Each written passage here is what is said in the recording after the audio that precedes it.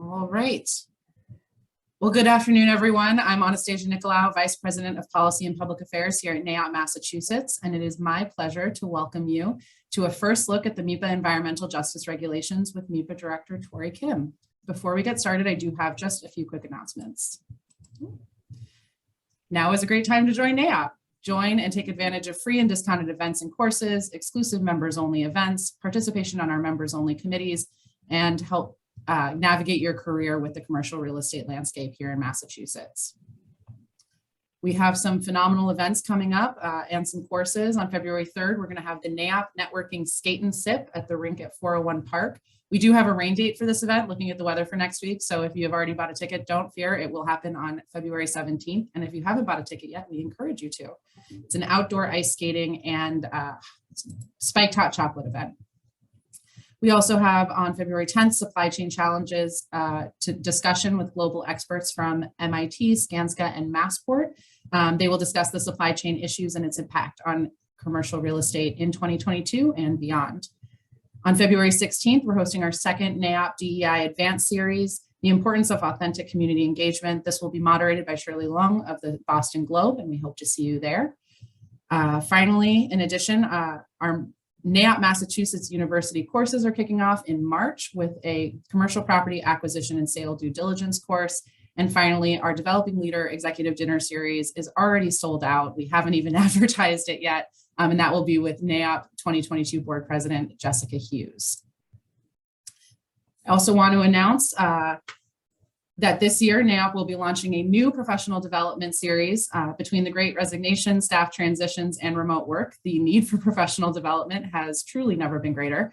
The Professional Development Institute will feature 5 workshops taught by Teresa Whiting on topics including effective communication, public speaking, navigating new roles, presentation skills, and more. And attendees can attend one or more of the workshops, and there is a special pricing if you attend all 5. Sponsorship opportunities are still available and registration will go live later this week. For more information, please contact Debbie Osheroff, NAIOP's Director of Membership and Administration.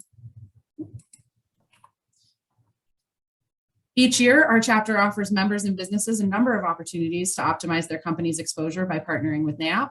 In addition to allowing NAIOP to present some great courses and events, the sponsorships provide substantial assistance to our association and enable us to effectively represent the interests of commercial real estate. We recently announced our 2022 offerings, and a few limited opportunities still remain, including the sponsorship of the Professional Development Institute and our NAIOP Massachusetts University courses. For more information, again, please contact Debbie Osheroff, NAIOP's Director of Membership and Administration.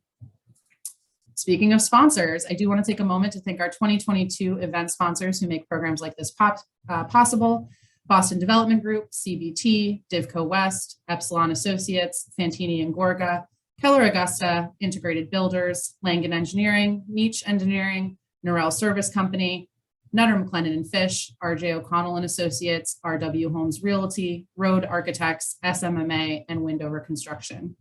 Thank you all. Now, just a few housekeeping items. Please ask the panelists and our speakers questions using the Q&A function at the bottom of the screen. We are not monitoring the chat function, and it should be disabled for this webinar. All questions must be submitted via the Q&A. We will make them live and answer them, but we do apologize if we do not get to your question. If you experience any technical difficulties, we do recommend that you log out and then log back in. If you continue to experience technical difficulties, please email Linda Shatanoff it's Shatanoff, if you can spell that, but it is on our website at naiopma.org.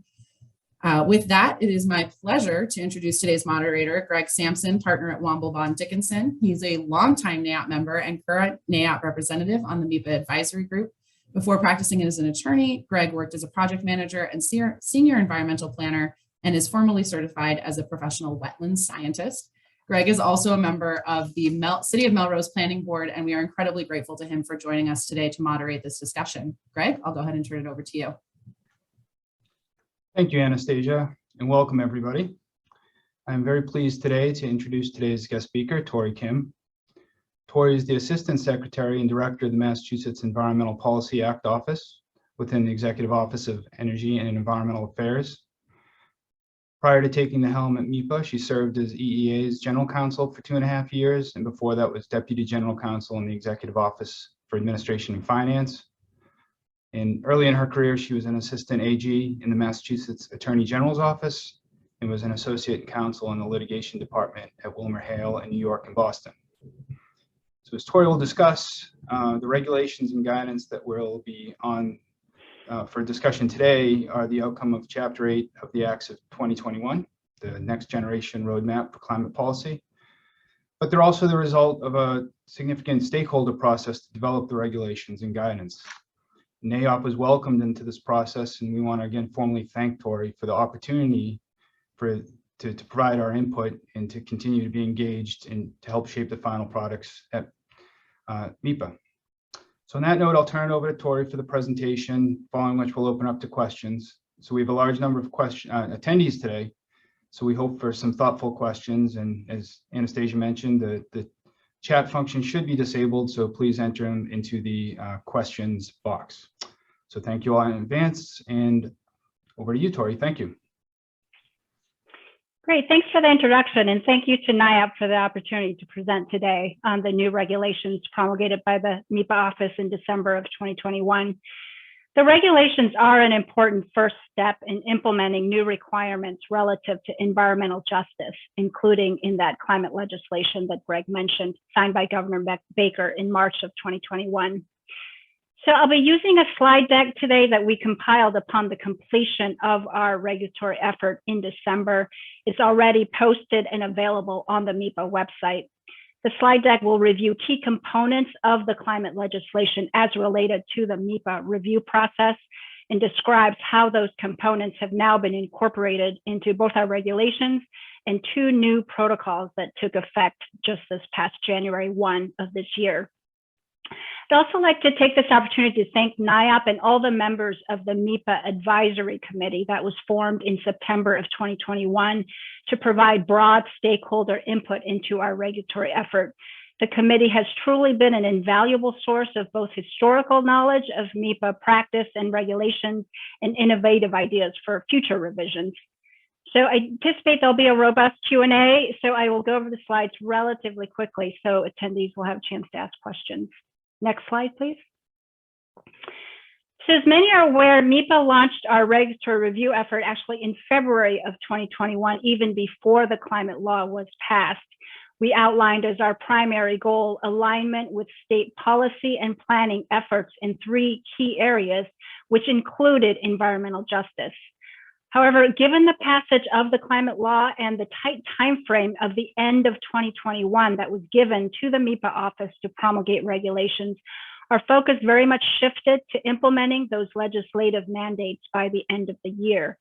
But now that we've completed our first phase, we do intend and are already engaged in what we're calling our phase 2 regulatory review effort that will be looking at the entirety of Mepa regulations. In addition to reconvening the Mepa Advisory Committee for that phase 2 effort, we're also looking forward partnering with Mass DEP, the Department of Environmental Protection, on an effort to develop what's called a cumulative impact analysis approach to air permitting. This is a parallel mandate under the climate law that DEP is implementing and may result in methodologies that could be used to refine the EJ protocols that we issued this year. And I'll be touching on this effort as I go through the presentation today. Next slide, please. This is just a quick overview of the Mepa review process just to foreshadow how it has changed under the provisions of the climate bill.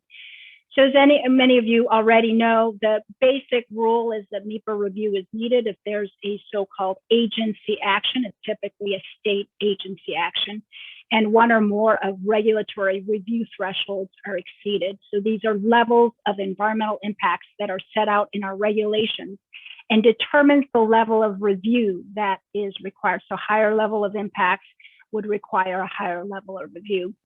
The core requirement of the climate legislation essentially changes the familiar dichotomy that many practitioners are aware of between the so-called ENF level review, which is typically a 30-day review process upon the filing of an environmental notification form, and the lengthier EIR review process, which begins with the filing of an ENF and the 30-day review, but typically extends to 2 additional review periods based on the filing of draft and final environmental impact reports. And as I'll go over today, the key change here is that for projects located near EJ populations, it is automatically an EIR review process that is now required.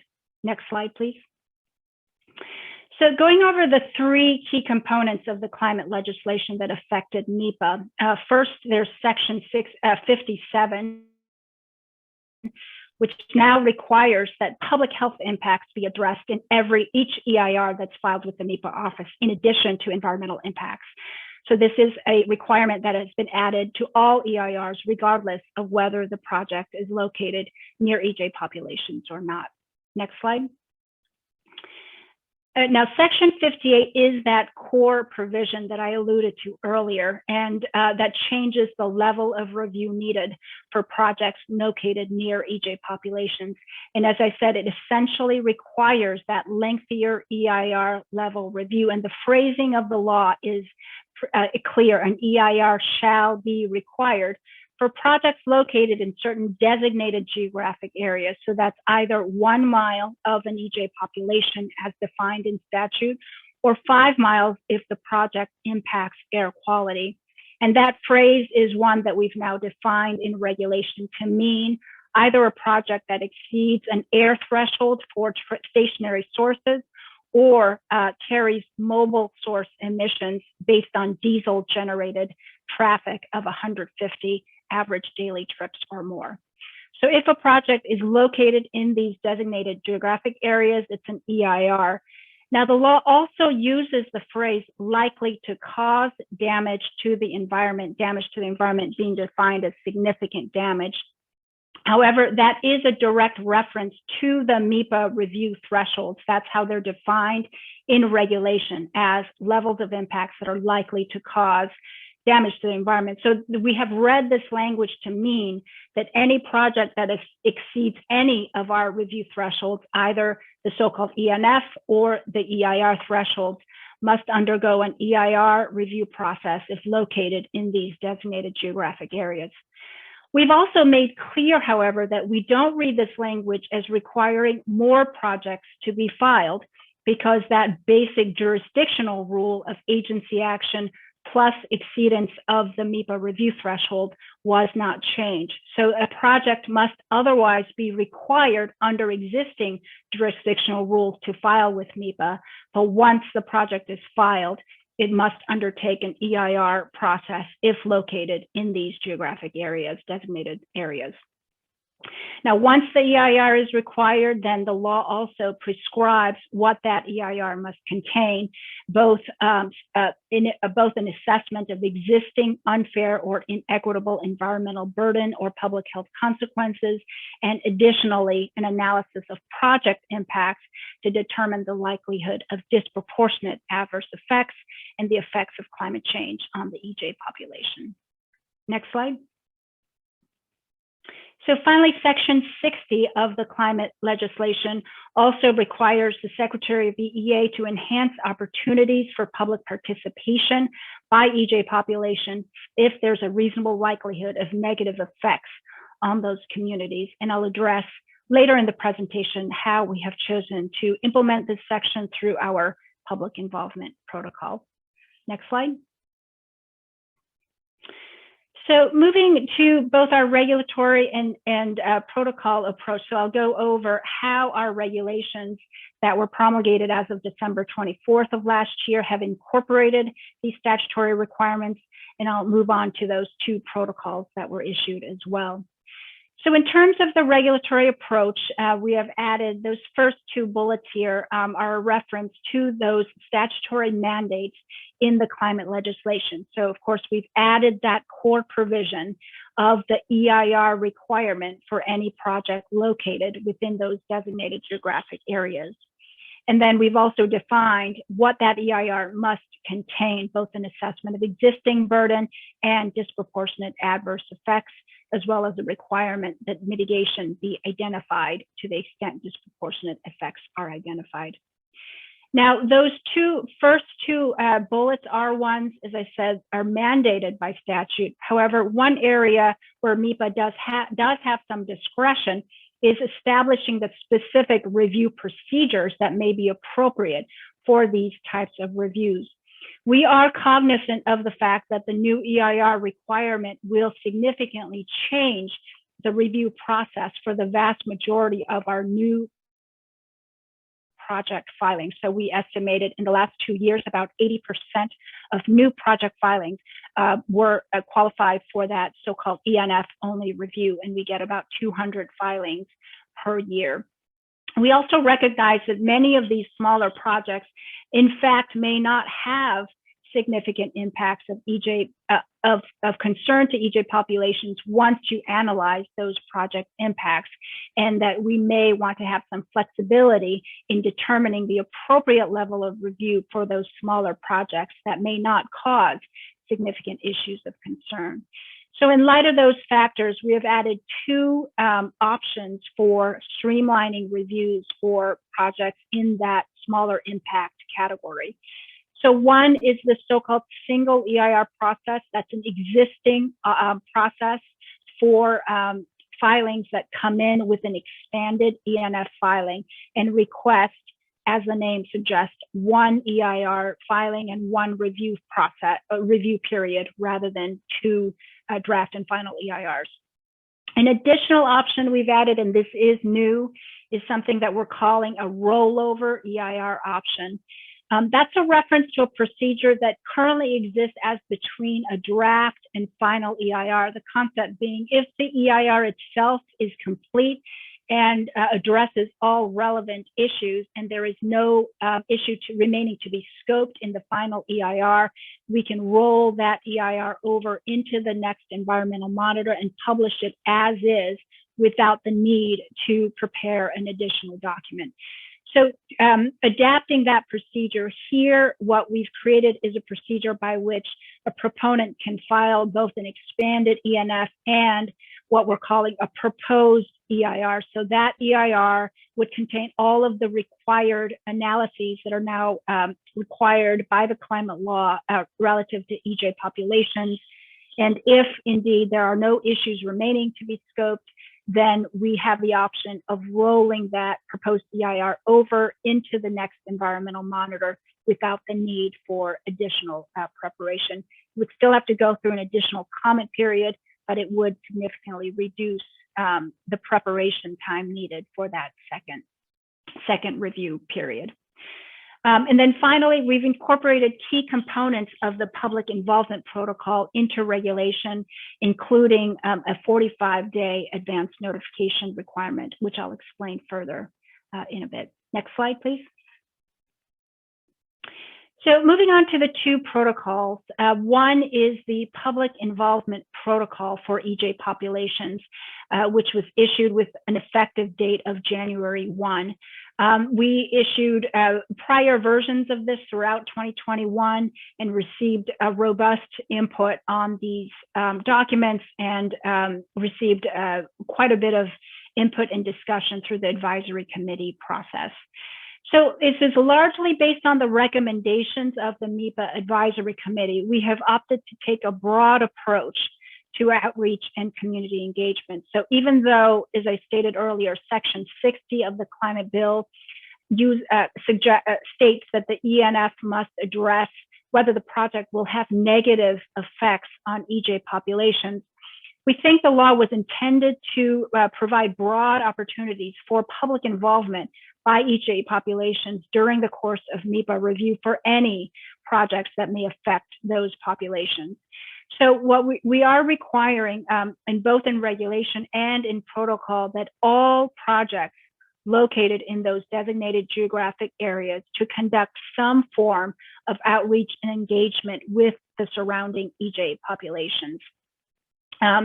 There was a robust discussion about this with the advisory committee, particularly about projects that may be providing public benefits or that may be viewed as having a net benefit for the community. So ecological restoration projects were discussed in this category. But as I said, as a result of that robust discussion, we did decide to take a broad view. So even projects that are asserted to having a net benefit or will benefit the EJ population are expected to engage in some form of engagement and public involvement opportunity. We are exempting projects that are proposing one single family home.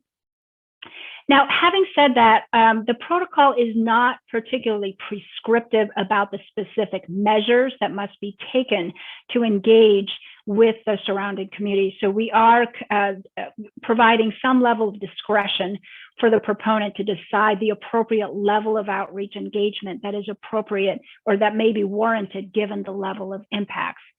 The one prescriptive requirement is that 45-day advance notification that I mentioned earlier.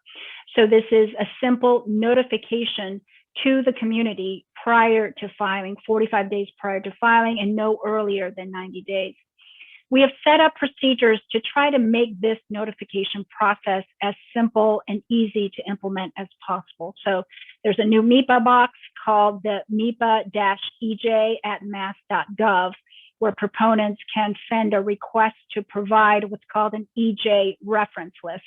This is a list of community-based organizations and tribes and other entities that the EJ director has recommended for outreach in that particular area where the project is located. So if a request is sent with the project location in all municipalities within that designated geographic area, it's typically 1 mile around the project site. We are committing to provide that reference list within 1 to 2 business days. We've also created what's called an EJ screening form. It's attached to the MEPA protocol. We also have it up as a standalone document on the MEPA forms page.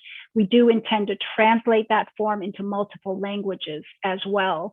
So that form can be used as a way to notify those groups of the project. I do want to mention here that this form and this advance notification should not take the place of actual engagement with the surrounding community. So if there's a specific request for a meeting or the proponent is working with the local towns to hold public meetings, et cetera, that those should proceed on a separate track, and that the advance notification should not be seen as a check the box exercise, but that is in and of itself sufficient indication of outreach. I also want to note that the protocol allows for the EJ director to notify the proponent upon receipt of the advance notification if it's a type of project that the EJ director, together with the MEPA office, feels requires a higher level of engagement. So in that event, the proponent will be notified by the MEPA office and requested to hold a pre-filing meeting to discuss specific strategies. There was also input from the advisory committee that the MEPA office and the EJ director try to establish some staffing to provide a kind of project management services for every project located in those designated geographic areas, to have consultation for every project and advise on community engagement strategies. That's an issue we are continuing to think through. We don't have staffing to offer that level of service right now, but I know that other permitting agencies, certain planning boards like BPDA in Boston, takes a similar approach to EJ engagement. So that is something we are still exploring as a possible option. Right now, we are designating specific times each week for consultations, joint consultations with the MEPA office and the EJ director at the request of the proponent. And as I just mentioned, there is an option where the EJ director can also proactively contact the proponent and request that pre-filing meeting as well. And then the last piece I'll mention here is the protocol includes some requirements relative to language translation. So the one piece of advice that I'll offer here for proponents filing is to please check the language tab, the languages spoken tab of the EJ Maps viewer. I have found that the easiest thing is to turn off the EJ population layer and just look at the language layer. And what we're asking for is that within that designated geographic area, it's typically 1 mile, around the project site if there are any languages indicated at a 5% threshold, meaning 5% or more of the residents in that census tract has been identified as lacking English proficiency, and there's a specific language, other language that those residents speak, then we're asking that those languages be included in any language services provided by the proponent.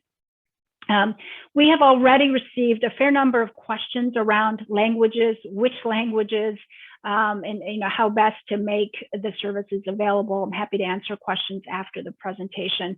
But we are continuing to think through issues like the census data around languages. We've gotten some questions around local municipal data that could be perhaps more accurate than what's on the EJ Maps viewer. So we are thinking through those issues. Currently, the requirement is that any language at that 5% threshold, as indicated in that language spoken tab, be included in your language outreach. To the extent there's specific information available that indicates that certain languages should be added or removed, then we're asking for a pre-filing meeting with the EJ director and the Mepa office to resolve those issues prior to filing. Okay, next slide. Right, so moving on to the second protocol, and so this is the protocol that describes how the project should analyze its impacts on EJ populations. So this largely tracks that two-step analysis that's required by the climate legislation. So step one is an assessment of existing conditions. It gets at that concept of, is there an unfair or inequitable environmental burden or public health consequence that the community is currently facing? Now, the language of the law refers to what on first blush appears to be a quite complicated and individualized assessment of historic and current activities related to private, industrial, commercial, state, or municipal operation. So on first blush, it seems to be a very individualized and historical assessment. What we've put in our protocol, however, is not requiring that type of individualized assessment, but rather pointing to publicly available data sources that could be used to conduct this assessment. This is similar to the approach taken by other states like California and more recently by New Jersey, as well as US EPA, that have developed certain mapping tools for this very purpose, to assess levels of existing burdens or vulnerabilities of particular neighborhoods. So Massachusetts does not currently have such a mapping tool, but we are referring proponents to these tools that are currently available. The primary one being the DPH EJ tool. It is available publicly. There are vulnerable health criteria that are identified at either the tract or municipal level, and various mapping layers that get at other polluting activities or sources of pollution in that area.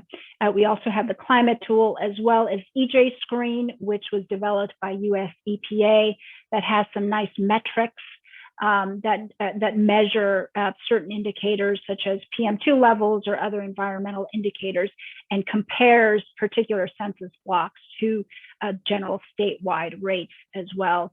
We're also asking that proponents consider any issues that may have arisen in the course of their community engagement process.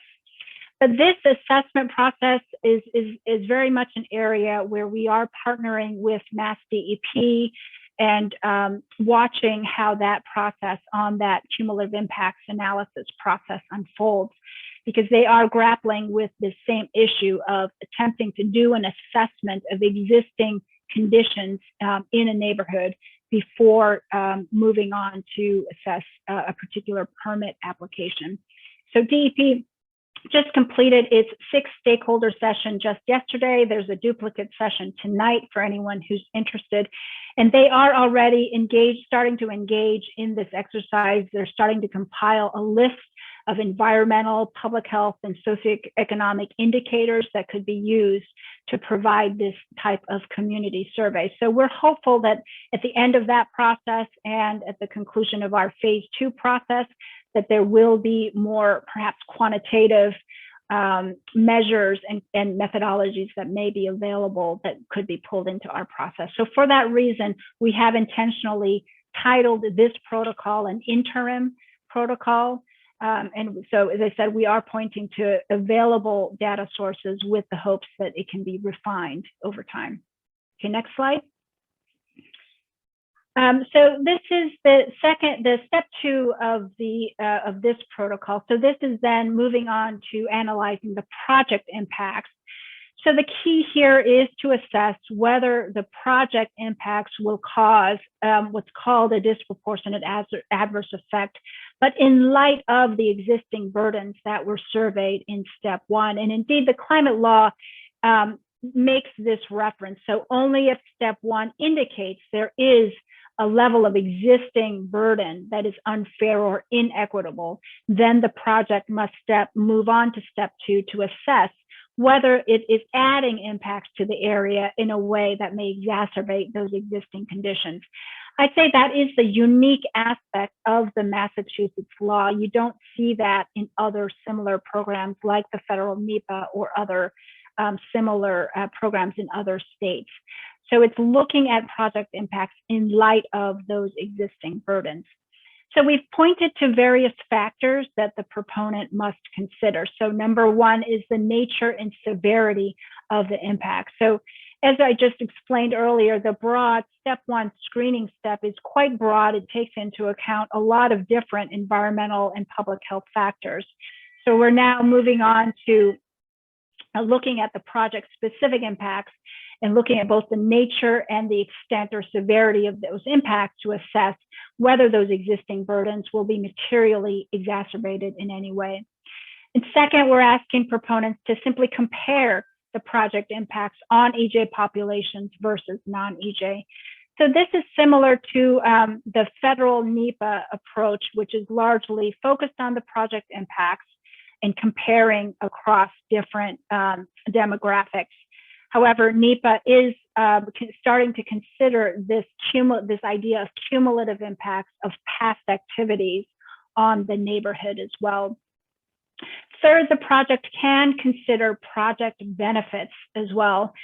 Now here, I think what I want to emphasize is that we are not likely to accept simply a net benefits approach. As I said, this was the subject of robust discussion with the advisory committee. So projects should not expect to come in and simply point to the plethora of public benefits or community benefits that it might be providing. It has to be a public benefit and expect a finding that it would somehow net out other significant or concerning impacts on the community. I'd say that the focus here should be on benefits that may actually reduce those existing burdens or add to environmental benefits to the community.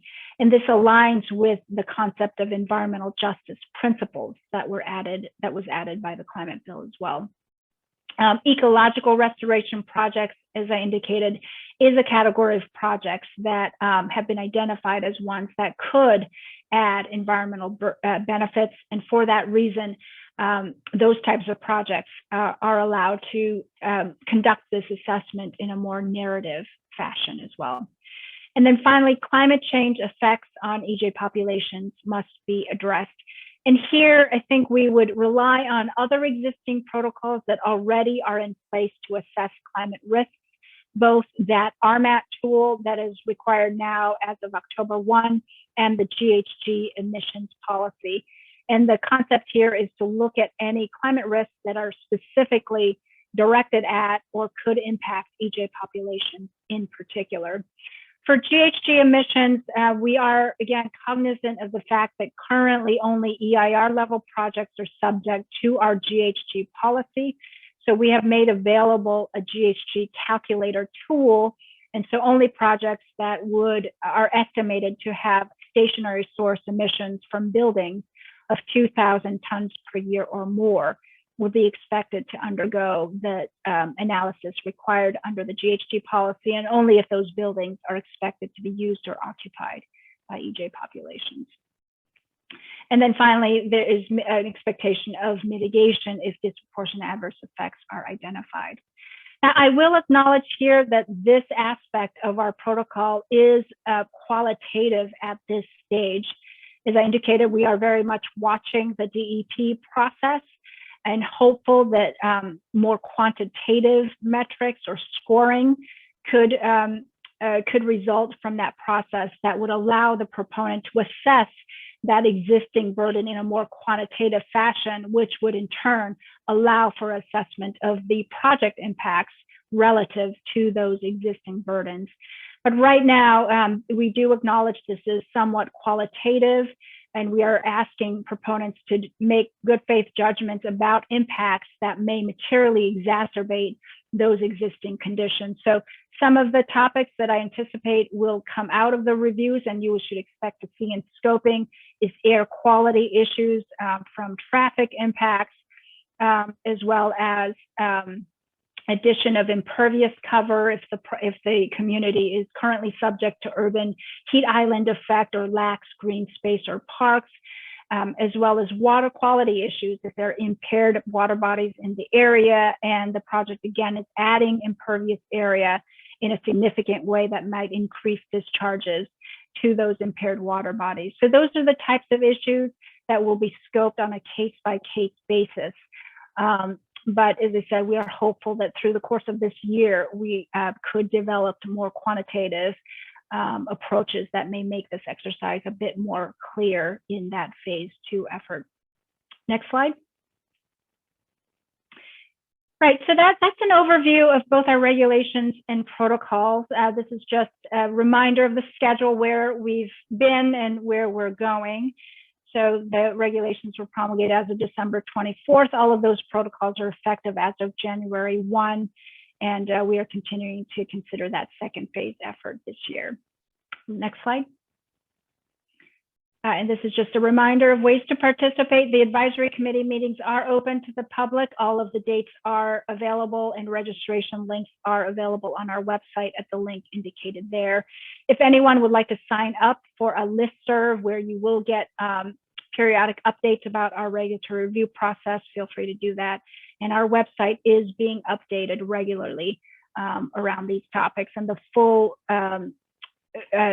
draft or full version, sorry, of the new regulations are now available on our website. I also wanted to note that we have amended some of those portions of the website in the how to prepare ENF, how to prepare an EIR portions of our website to include some of these new requirements. So please check that out if you want more of a checklist format in how these analyses and protocols should be implemented. So I think I made my time. It's 32 minutes according to my timer. So I'm happy to answer any questions that folks might have, and I'm looking forward to additional conversations and discussions in the course of this year. Thank you, Tori. That was great, very helpful. We do have a few questions that are starting to roll in. And again, we recommend everyone use the Q&A function to allow us to kind of manage the questions and make sure that we're not answering duplicates or putting duplicates in front of Tori. So I know talking about the meetings, there's one this Friday for anyone interested, Friday afternoon. That is why I will not be making the NAIOP ski trip, and the fact that I can't ski very well. But they've been good meetings, and we're really ramping up the process. So one question, I got a few questions that came in before this that I want to start with. Over the past couple months, as this is rolled out, I guess, what has been the biggest concern among applicants in your pre-filing meetings? Has it been, the outreach? Has it been the analysis? Has it been the overall, anything in particular that stands out to you? Yeah, that's a good question. We have started to do quite a few pre-filings on this topic. I would say, as of now, what I'm seeing is just general confusion, I would say, and lack of awareness of the basic rule. So that big requirement that EIR is required for these projects, I think there's still a level of just lack of awareness of even that core requirement. So I'm getting a lot of questions, can this be waived? Is that waiver provision still available? And unfortunately, we have to say no to those kind of questions. So, and I will note, so January 5th, this past January 18th was the first deadline of the batch of projects between January 1 and the 18th that we would accept for the environmental monitor. And we were somewhat surprised to see that only 4 projects out of a total of 9 were located in those designated geographic areas around EJ population. So I think I have to assume that some of that means that folks are holding off a bit on filing until they can figure out the new rules. By way of comparison, in December, upwards of 90% of our filings were in those designated geographic areas. So I think just generally, it's just kind of a lack of awareness. I think proponents and consultants are just starting to get up to speed on some of the new rules. I also wanted to say that language issues have come up quite a bit, indications of sort of new census data that might show that a certain language is under the 5%, or, BPDA isn't making us do a language plan for these types of languages. So those kinds of technical issues have come up as well. Great, thank you. On that same kind of line of questioning, I think there's been a couple questions that have popped up regarding transition. So one question is, does the new section apply to any projects that are currently in the EIR process? Right. What we've said in the protocol is that, so the short answer is no. Those new projects, projects that were previously filed, and also NPCs and other types of filings, technically are not subject to the new rules. However, we have said that we will take some of those issues up on a case-by-case basis. So if it's an NPC, for example, for a project that was filed a long time ago, and they're making the case that the project is still proceeding, but it's effectively a new project, we have said on a case-by-case basis, we may apply the new rules. But I think in that instance, we would adapt those new rules to kind of try to meet the spirit of them, to encourage proponents to do some additional distribution and outreach. But I'd say they would not be subject formally to those new requirements. Great, thanks. That actually hits a question about the NPC as well. One question we have is, can you explain how the greenhouse gas requirements will be applied to projects that would not otherwise require an EIR, except for the proximity to the EJ community? I think you touched on that. Yep. Sure, right. And I discussed that briefly during my presentation. So we are requiring some greenhouse gas analyses in certain circumstances,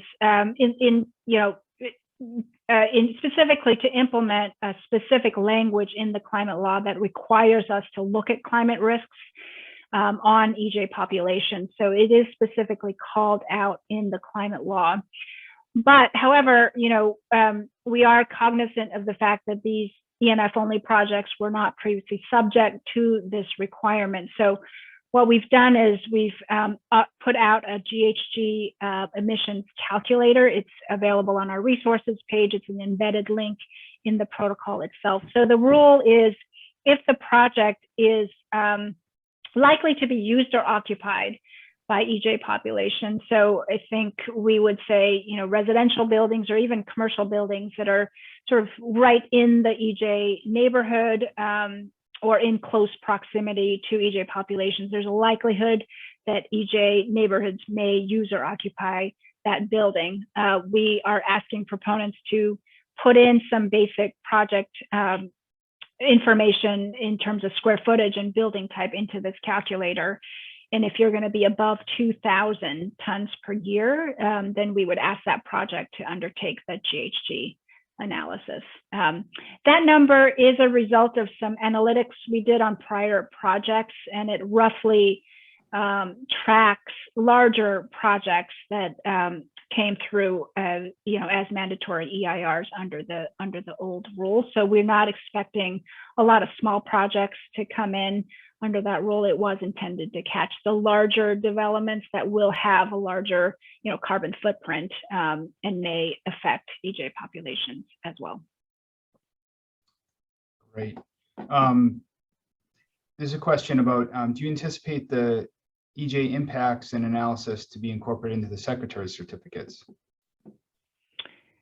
Yes, we do. I think what we're asking proponents to do is include an environmental justice section in these new EIRs. We also would recommend a public health section as well in light of that section 57 of the climate legislation. So yeah, I mean, definitely those sections will make its way into the Secretary's certificate as well. And I think for those of you who've gone through the process, even through the December filings, we are starting to add some of that language into our certificates, in order to kind of make clear what the analysis is that came in and what some of the conclusions may be around disproportionate adverse effect or inequitable effects on the EJ population. I think that'll probably lead to a similar question regarding the Section 61 findings. Mm-hmm. You want to just mention? Sure, right. And Greg, you and I talked about the concept of disproportionate adverse effect. And as I indicated earlier, that is still a somewhat qualitative assessment right now. There have been some requests that we define that more directly in MEPA regulation, that term. And that is something we're thinking through. But Section 61 findings would be required, mitigation would be required if there is a conclusion that the project will result in disproportionate adverse effects. So the two go hand in hand, but we do acknowledge right now it's not a sort of a quantitative exercise like traffic analysis. You can do, level of service and exactly when mitigation is required. We're not quite there yet. We're hoping to incorporate some more of those approaches down the line. The two issues that we're asking proponents to consider, one is, again, is there strong evidence that existing burden will be materially exacerbated? That is the unique aspect of the Massachusetts law, this concept of overburdened community. So even if you're adding a relatively small amount of project impact, if there's been cumulatively over in the past, more based on the cumulative effect of past actions, there's already an existing burden, a concentration of polluting activity in a particular area that could be viewed as a form of disproportionate adverse effect. And then secondly, just looking at the project impact in and of itself, are you impacting EJ populations versus another? That's another approach at looking at that disproportionate adverse effect. And then if those effects are identified, then we're asking for the proponent to consider additional mitigation that may be required there. Great. A question on the screening form as part of the advanced notification. What are you envisioning for the level of detail there, recognizing that you're certainly not going to have the same amount of detail as you will with the EIR filings? Right. Yeah, I mean, that form was developed as a result of, there was a specific suggestion by a commenter that we develop a form.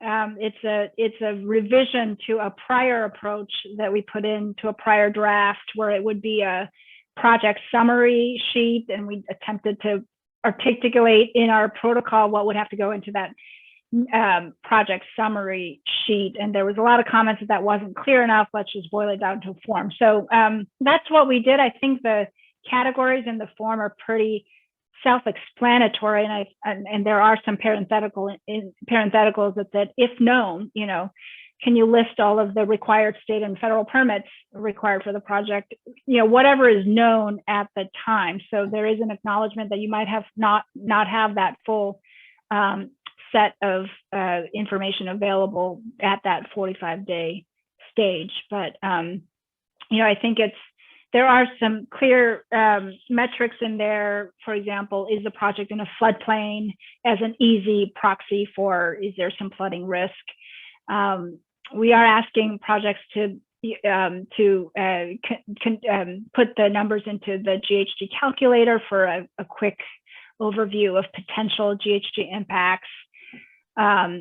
We're asking proponents to look at the vulnerable health criteria and the DPH. So these are sort of easy metrics that are up in the top part of the form, but the rest of it is more of a narrative description of what is the project building, and what are some likely impacts that you are anticipating would flow from the project. And then one key component that our EJ director was very clear about is to make clear what is the opportunity or the mechanism by which the community can request a meeting to discuss what is in that form. The purpose of the form is to notify the local entities and to provide opportunity for public involvement. So I think that's an important piece, and that's one of the categories in the form as well, is to make clear who the project contact is and how communities, particularly those that may be lacking in English proficiency, can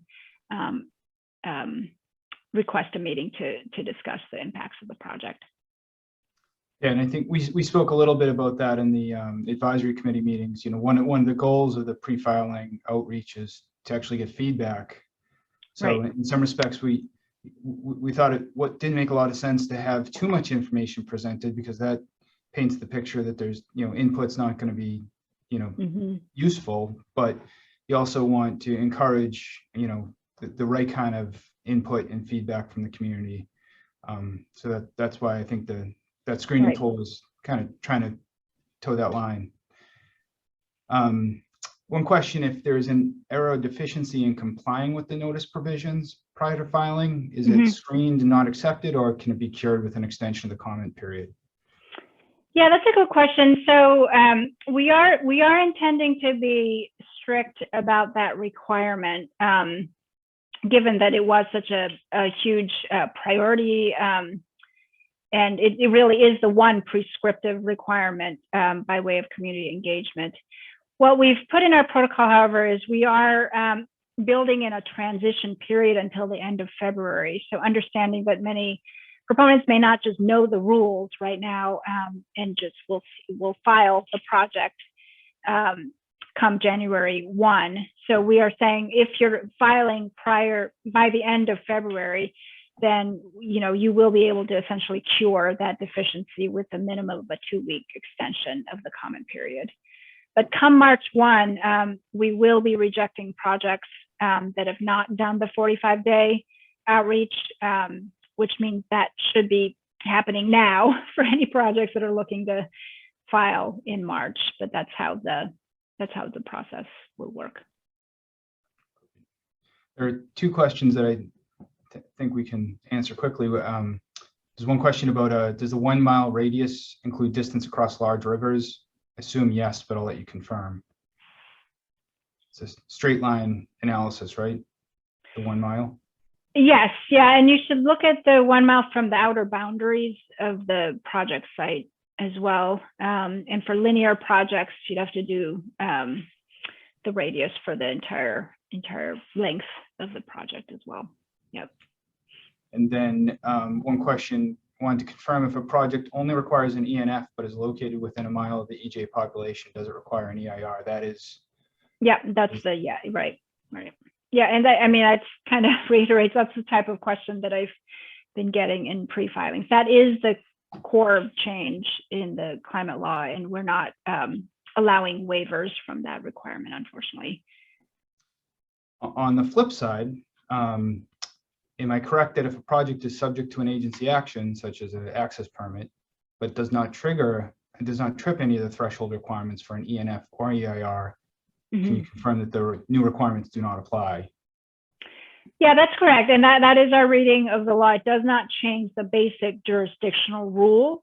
However, again, if you're in the designated geographic areas, it's now an EIR. I will mention just on that point, however, that, as many are aware, we do have fail-safe provisions that allow for projects that carry an agency action but may not exceed thresholds to require review in that instance. So that's very much a topic on, some people's minds that has come up during the advisory committee process as to whether we should broaden the standards for fail-safe review in EJ, for projects near EJ neighborhoods.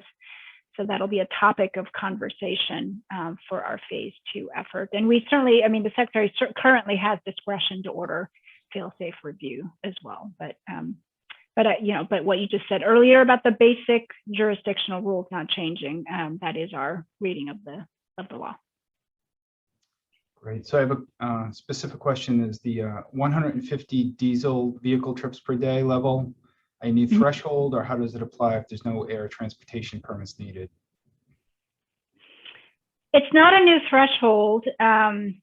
It is something that we came up with just for purposes of defining that whether a project impacts air quality, for purposes of kicking out that radius essentially from 1 mile to 5 miles. So it's not a new threshold. It's our effort to interpret what that legislation meant when it said for projects that impact air quality. So I think in that instance, you wouldn't necessarily need an agency action that's related to the mobile source. It's more, if the project, again, is subject to current jurisdictional rules and are undergoing MEPA anyway, then you'd want to look at your mobile source diesel generated trips for purposes of defining the area, the designated geographic area over which you would need to do outreach and also conduct that assessment of EJ impacts. Great. Another one on the pre-filing. If there's a language requirement hit, if you meet that 5% threshold, do you have to translate everything? Is the question. Right. Yeah, it's a good question. I think what we're asking for is at a minimum a translation of that EJ screening form. So when that 45-day notice goes out to those local groups, because those groups often have members or they'll do further distributions to the local neighborhood. So just attaching a translated copy is helpful and so the form itself should indicate how the person can get translated materials upon request, or how to request that translation for community meetings, et cetera. We're not requiring that all meetings, be subject to sort of automatic translation where you have to have interpreters on site. I think our protocol does acknowledge that, sometimes you won't get a request for a translation, or there just might not be a need for it. So there is an allowance for the proponents to require in their, meeting notices that you must request the translation within a certain period of time. And we haven't prescribed that period of time. It's whatever time might be needed to cancel the service if it's not needed. So we are allowing for some of that.